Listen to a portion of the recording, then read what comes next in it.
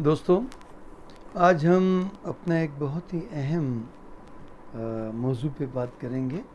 बहुत सारे बच्चों ने इस चीज़ की फरमाइश की है कि हम क्रॉस एग्ज़ामिनेशन के टॉपिक पे क्यों नहीं बहस करते। देखें, क्रॉस एग्ज़ामिनेशन जो है ये वकालत की मेराज है।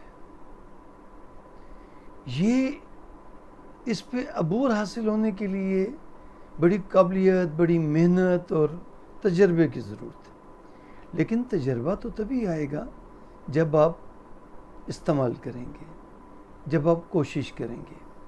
अगर आप कोशिश ही नहीं करेंगे तो फिर कैसे आपको पता चलेगा।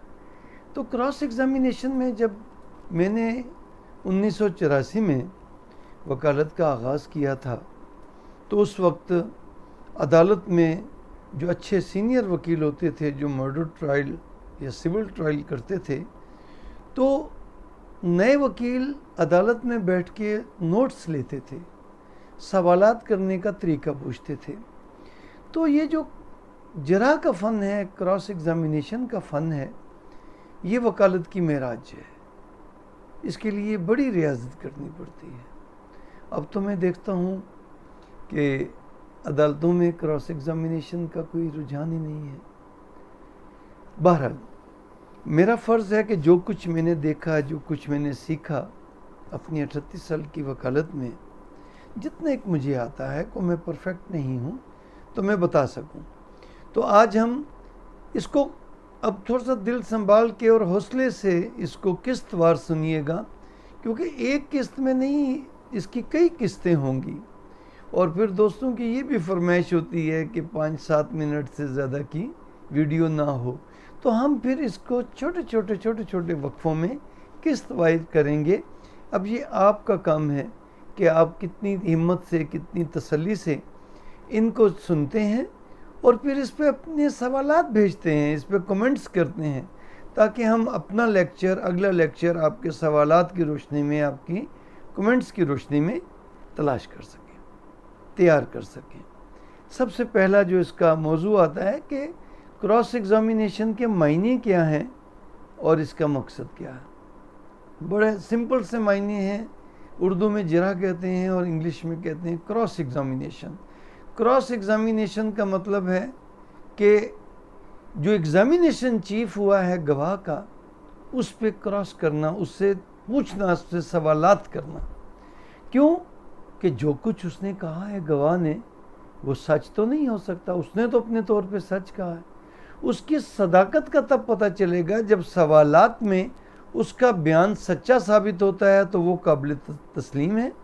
अगर उसके जवाबात से ये अंदाज़ा होता है कि नहीं, इसने झूठ बोला है, इसने गलत बयानी की है, या इसने मुकम्मल सच नहीं बोला है, तो इसकी शहादत की या इसकी गवाही की इतनी अहमियत नहीं है, तो फिर उसको अदालत उसकी गवाही को नहीं मानती।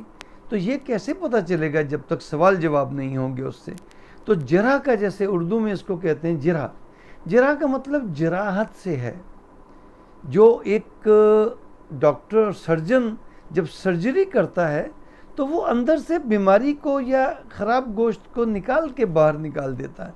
तो इसी तरह गवाह से सवालात के ज़रिए उसके अंदर का सच उगलवाना, निकाल के बाहर लाना सच को, कि हकीकत क्या है, या सच ना सही हकीकत क्या है, इसको जरा ही कहते हैं, या इसी इसको जरा कहते हैं कि सवालात करना गवाह से। इसका मकसद मेन है गवाह को झूठा साबित करना नहीं है, बल्कि सच तलाश करना है, हकीकत तलाश करना है। अगर गवाह ने सच बोला है तो वो सवालात में अपनी गवाही पे कायम रहेगा। अगर सवालात में वो कुछ और जवाब देता है कि जो उसने बयान दिया है वो उससे हट के हैं, तो इसका मतलब है फिर उसकी गवाही सही नहीं है, काबिल एतबार नहीं है। इसकी अब देखें, पंचायत होती है, जिरगा होता है, सरदार के पास दरबार लगता है, बादशाह का दरबार लगता है, काजी की अदालत है। कदीम यूनानी ज़माने में चले जाएं तो वहाँ पर भी ज्यूरी होती थी, या आज भी ज्यूरी होती है। तो उन तमाम को ये हक हासिल होता है कि वो सवालात के ज़रिए गवाह से हकीकत मालूम करें। तो गवाह से हकीकत मालूम करने के प्रोसेस को क्रॉस एग्जामिनेशन कहते हैं, और इसके बगैर सच नहीं निकलता। आप एक फरीक के गवाह कुछ कह गए, दूसरे फरीक के गवाह कुछ कह गए, उनमें से सच कौन बोल रहा है, हकीकत कौन बयान कर रहा है, इसका पता कैसे चलेगा? कोई जादू की छड़ी तो नहीं कि हमने गवाह को लगाया, रेड बल्ब जल गया, नहीं भी ये झूठा है, ग्रीन बल्ब जल गया, नहीं भी ये सच्चा है, ऐसी तो नहीं है बात। तो उसके लिए फिर वक्त के साथ साथ ये ज्यूरिस्प्रूडेंस डेवलप हुई कि गवाह से सवालात पूछे जाएं।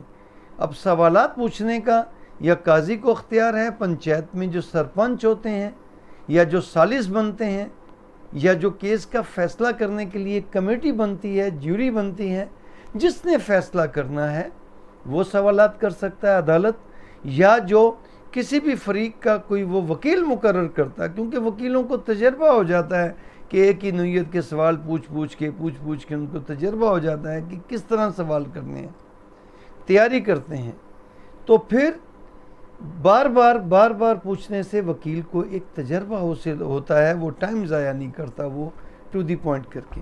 तो इसका मकसद अब उसके बाद आ जाता है कि इसकी तैयारी कैसे की जाए। तो आज हमने इस इब्तदाई बात को किया कि क्रॉस एग्ज़ामिनेशन का मतलब क्या है और क्रॉस एग्ज़ामिनेशन का मकसद क्या है।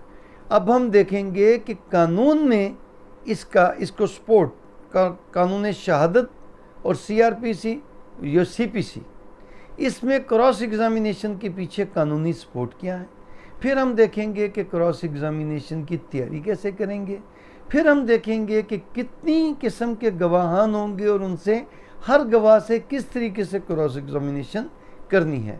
तो मुझे उम्मीद है कि आपको आज का एक इब्तदाई लेक्चर पसंद आया होगा। इसको हम किस्तवार करेंगे तो आप पे फिर ज़रूरी है, या आप अगर तब समझ आएगी बात जब आप ये तमाम किस्तें बाकायदगी से देखेंगे और हमें अपने सवालात से आगाह करेंगे। हमारे चैनल को सब्सक्राइब करें और हमारी वीडियोस को ज़्यादा से ज़्यादा दोस्तों से शेयर करें। उसका फ़ायदा ये है कि जितने ज़्यादा दोस्त देखेंगे तो उतनी ज़्यादा एक व्हाट्सएप चैनल की एक रिक्वायरमेंट होती है कि इतने अगर व्यूज़ हो गए हैं तो वो फिर ज़्यादा लोगों को इसके मैसेज जाते हैं। तो मुझे तो ज़रूरत नहीं, लेकिन नए वकीलों को इस चीज़ की ज़रूरत है कि ज़्यादा से ज़्यादा बच्चे देखेंगे या सवालात करेंगे, सब्सक्राइब करेंगे तो उनका भला होगा, और मुझे आपकी दुआओं की ज़रूरत है। बड़ी मेहरबानी।